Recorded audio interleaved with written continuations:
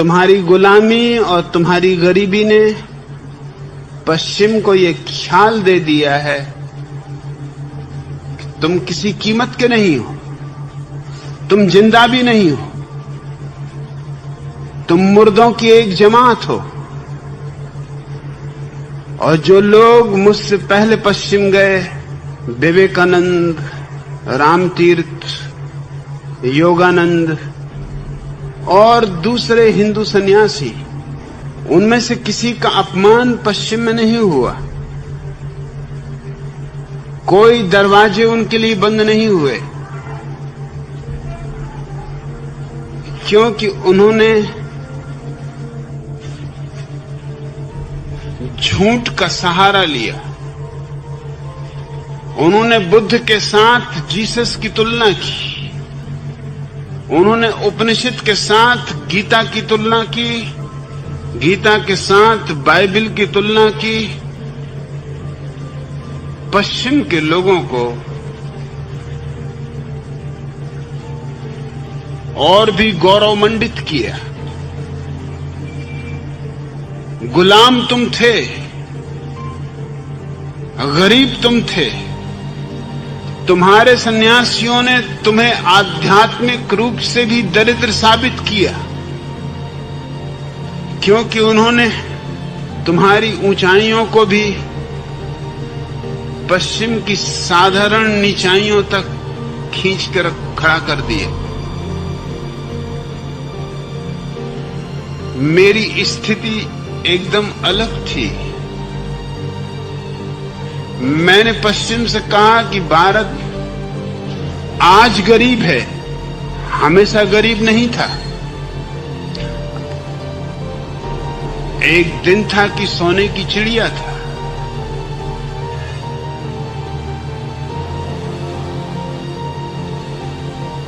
और भारत ने जो ऊंचाइयां पाई हैं, उनके तुमने सपने भी नहीं देखे। और तुम जिसको धर्म कहते हो, उसको भारत की ऊंचाइयों के समक्ष धर्म भी नहीं कहा जा सकता।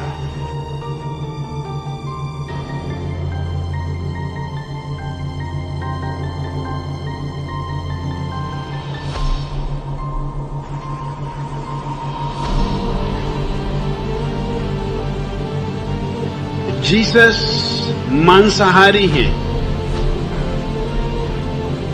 शराब पीते हैं।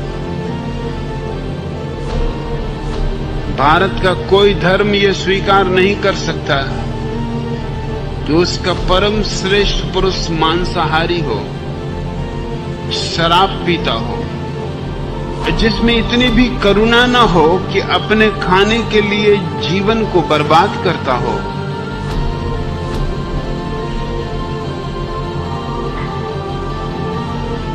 जो अपने भोजन के लिए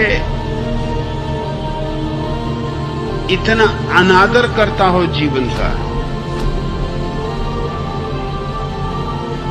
और जो व्यक्ति शराब पीता हो, उसे ध्यान की ऊंचाइयों को पाने का तो सवाल ही नहीं उठता।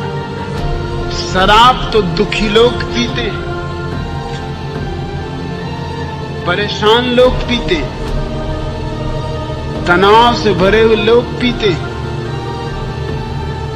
क्योंकि शराब का गुण तुम जिस हालत में हो उसे भुला देने का है।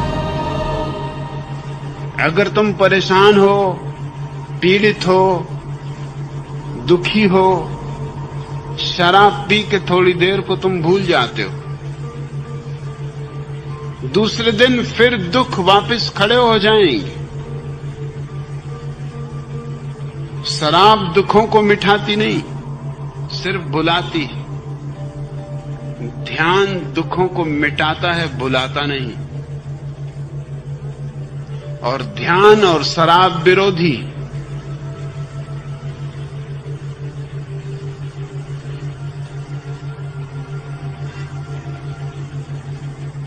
ईसाईयत में ध्यान के लिए कोई जगह नहीं, लेकिन तुम्हारे विवेकानंद और योगानंद और रामतीर्थ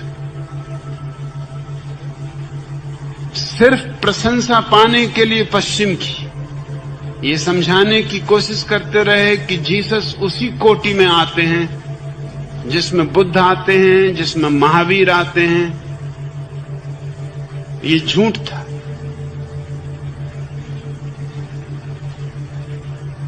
और चूंकि मैंने वही कहा जो सच था, स्वभावतः मेरे लिए द्वार पर द्वार बंद होते चले गए।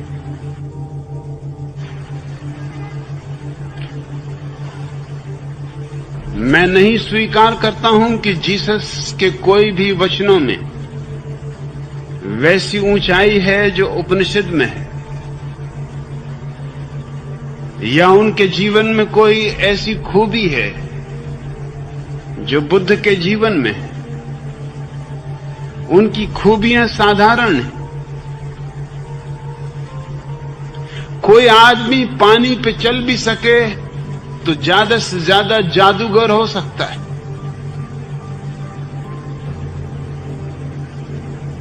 और पहली तो बात यह है कि वो कभी पानी पे चले, इसका कोई उल्लेख सिवाय ईसाइयों की खुद की किताब को छोड़कर किसी और किताब में नहीं।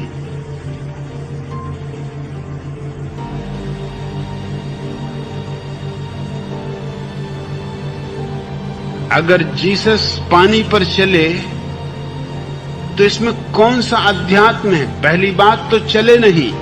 अगर चले हों तो पोप को कम से कम किसी स्विमिंग पूल पर ही चल के बता देना चाहिए। स्विमिंग पूल भी छोड़ो, बाथ टब,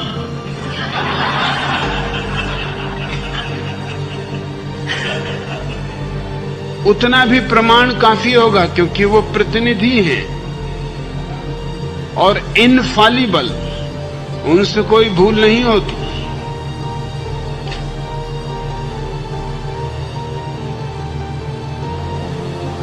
और अगर कोई आदमी पानी पे चला भी हो तो इससे अध्यात्म का क्या संबंध है? रामकृष्ण के पास एक आदमी पहुंचा। वह एक पुराना योगी था, रामकृष्ण से उम्र में ज्यादा था। रामकृष्ण गंगा के तट पर बैठे थे। उस आदमी ने आके कहा कि मैंने सुना है तुम्हें लोग पूछते हैं, लेकिन अगर सच में तुम्हारे जीवन में अध्यात्म है तो आओ मेरे साथ गंगा पर चलो। रामकृष्ण ने कहा थके मांदे हो, थोड़ा बैठ जाओ, फिर चल लेंगे। अभी कहीं जाने की भी कोई जरूरत नहीं है, और तब तक कुछ थोड़ा परिचय भी हो ले, परिचय भी नहीं है। पानी पर चलने में तुम्हें कितना समय लगा सीखने में? उस आदमी ने कहा 18 वर्ष। रामकृष्ण हंसने लगे। उन्होंने कहा मैं तो पानी पे नहीं चला, क्योंकि 2 पैसे में गंगा पार कर जाता हूं। 2 पैसे का काम 18 वर्ष में सीखना मैं मूर्खता समझता हूं, अध्यात्म नहीं। और इसमें कौन सा अध्यात्म है कि तुम पानी पे चल लेते हो? इससे तुमने जीवन का कौन सा रहस्य पा लिया है?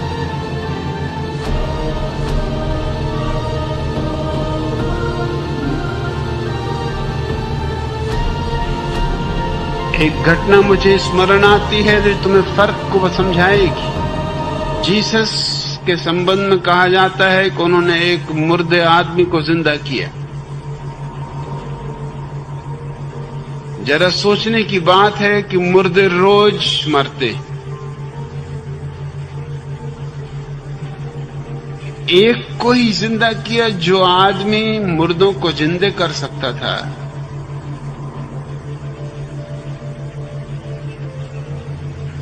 ये थोड़ा आश्चर्यजनक है कि उसने एक को ही जिंदा किया, और वो भी उसका अपना मित्र था, लजारस। मामला बिल्कुल बनाया हुआ है। लजारस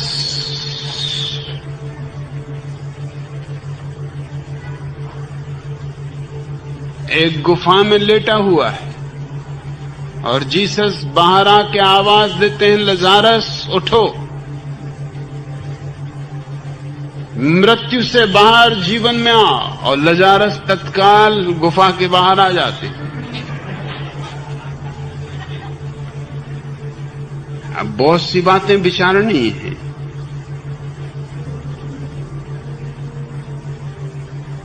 पहली तो बात, यह आदमी जीसस का बचपन का मित्र था।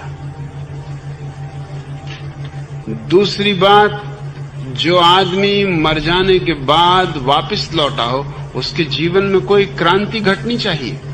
लजारस के जीवन में कोई क्रांति नहीं घटी। इस घटना के अलावा लजारस के बाबत कहीं कोई उल्लेख नहीं। क्या तुम सोचते हो एक आदमी मर जाए, मृत्यु के पार के जगत को देखकर वापस लौटे और वैसा का ही वैसा बना रहे?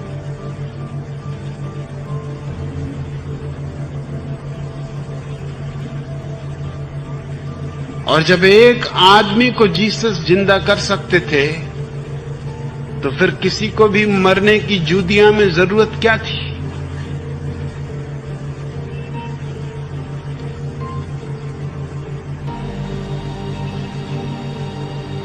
इस घटना को मैं इसलिए ले रहा हूं कि ठीक ऐसी ही घटना बुद्ध के जीवन में घटी। वे एक गांव में आए हैं, वहां एक स्त्री का इकलौता बेटा, उसका पति मर चुका है, उसका अन्य बच्चे मर चुके हैं। एक बेटा जिसके सहारे वो जी रही, वो भी मर गया। तुम सोच सकते हो उसकी स्थिति। वो बिल्कुल पागल हो उठी। गांव के लोगों ने कहा कि पागल होने से कुछ भी ना होगा, बुद्ध का आगमन हुआ है, ले चलो अपने बेटे को, रख दो बुद्ध के चरणों में और कहो उनसे कि तुम तो परम ज्ञानी हो, जिला दो इसे। मेरा सब कुछ छिन गया। इसी एक बेटे के सहारे में जी रही थी, अब ये भी छिन गया। अब तो मेरे जीवन में कुछ भी ना बचा।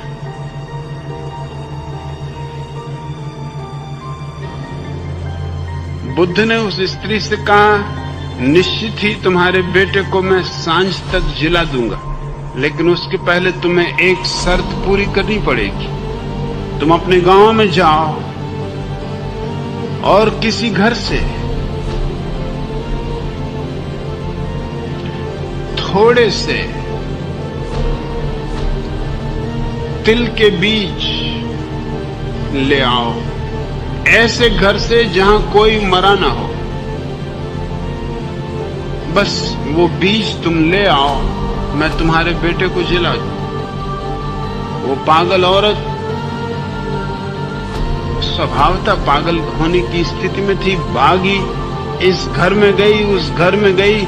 लोगों ने कहा, तुम कहते हो एक मुट्ठी बीज हम बैलगाड़ियां भर के तिल के ढेर लगा सकते, मगर हमारे बीज काम ना आएंगे।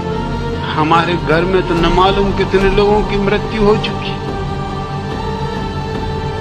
सांझ होते होते वो सारा गांव उसे एक ही जवाब दिया कि हमारा बीज तुम जितना चाहो उतना ले लो, लेकिन ये बीज काम ना आएंगे। बुद्ध ने बड़ी उल्टी शर्त लगा दी। ऐसा कौन सा घर है जिसमें कोई मरा ना हो?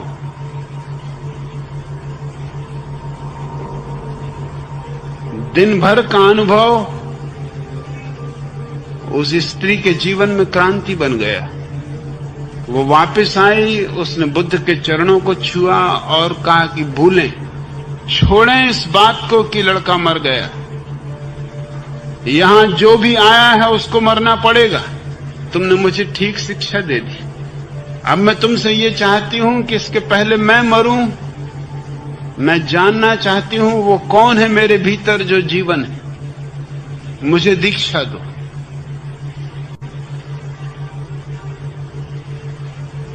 जो लड़के की जिंदगी मांगने आई थी वो अपने जीवन से परिचित होने की प्रार्थना लेके खड़ी हो गई। वो सन्यासिनी हो गई। और बुद्ध के जो शिष्य परम अवस्था को उपलब्ध हुए उनमें अग्रणी थी।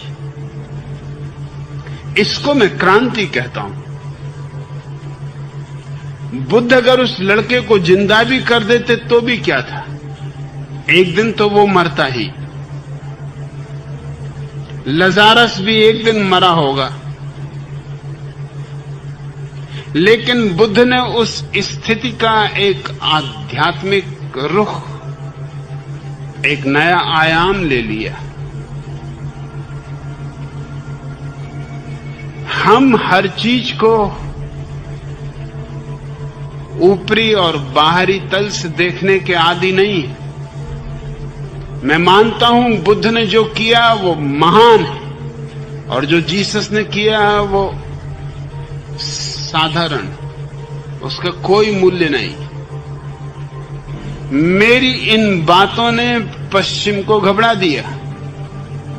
घबरा देने का कारण ये था कि पश्चिम आदी हो गया है एक बात का कि पूरब गरीब है, भेजो ईसाई मिशनरी और गरीबों को ईसाई बना लो, और करोड़ों लोग ईसाई बन रहे हैं।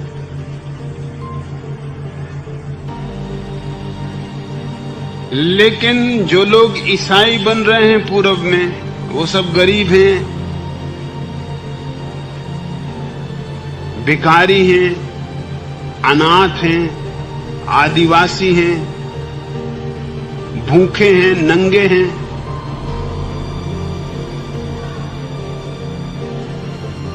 उन्हें धर्म से कोई संबंध नहीं है। उन्हें स्कूल चाहिए, अस्पताल चाहिए, दवाइयां चाहिए, उनके बच्चों के लिए शिक्षा चाहिए, कपड़े चाहिए, भोजन चाहिए।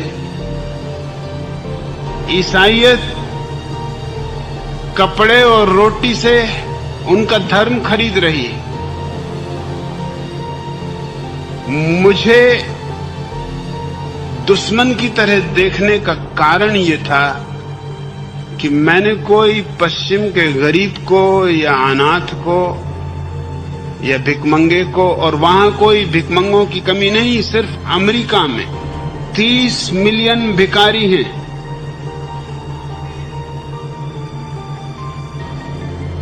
जो दुनिया के दूसरे भिखारियों को ईसाई बनाने में लगे हैं, वो अपने भिखारियों के लिए कुछ भी नहीं कर रहे हैं, क्योंकि वो ईसाई हैं ही।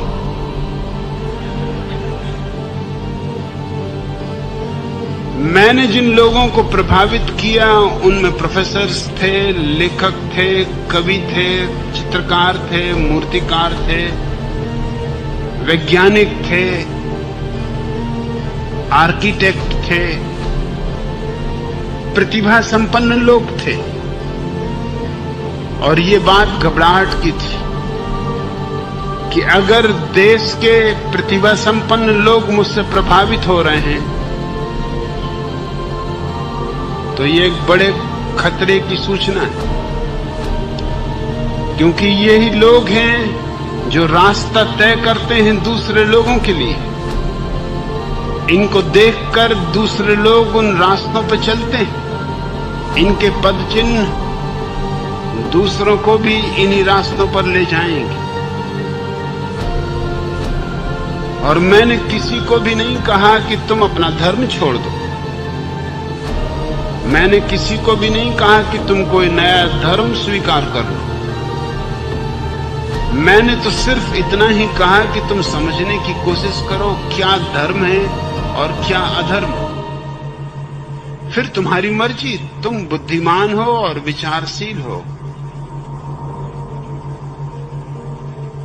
मेरा एक ही जुर्म है और एक ही अपराध है कि मैंने उन देशों में पहली बार ये जिज्ञासा पैदा की कि जिस पूरब के लोगों को हम ईसाई बनाने के लिए हजारों मिशनरियों को भेज रहे हैं। उस पूरब ने आकाश की बहुत ऊंचाइयां छुई। हम अभी जमीन पर भी घसीटने के योग्य नहीं। उन ऊंचाइयों के सामने उनकी बाइबल, उनके प्रोफेट, उनके मसीहा बहुत बचकाने, बहुत अदना, अप्रौढ़, अपरिपक्व सिद्ध होते। इससे एक घबराहट और एक बेचैनी पैदा होगी। मेरी एक भी बात का जवाब पश्चिम में नहीं है। मैं तैयार था प्रेसिडेंट रोनाल्ड रीगन से व्हाइट हाउस में डिस्कस करने को खुले मंच पर, क्योंकि वो फंडामेंटलिस्ट ईसाई है। वो मानते हैं ईसाई धर्म ही एकमात्र धर्म है, बाकी सब धर्म सब थोथे।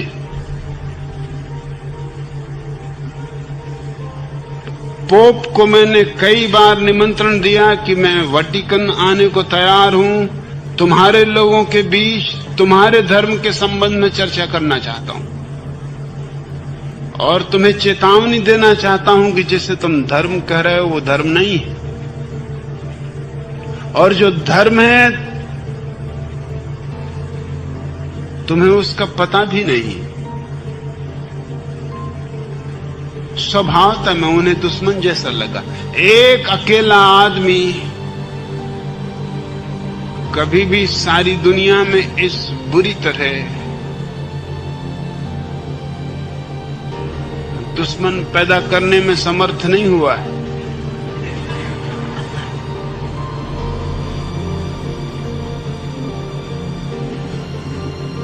हर देश की पार्लियामेंट ने निश्चित किया हुआ है कि मैं उनके देश में प्रवेश न कर सकूं, क्योंकि मैं खतरनाक आदमी हूं। मैं उनकी नैतिकता को नष्ट कर दूंगा, उनके धर्म को नष्ट कर दूंगा।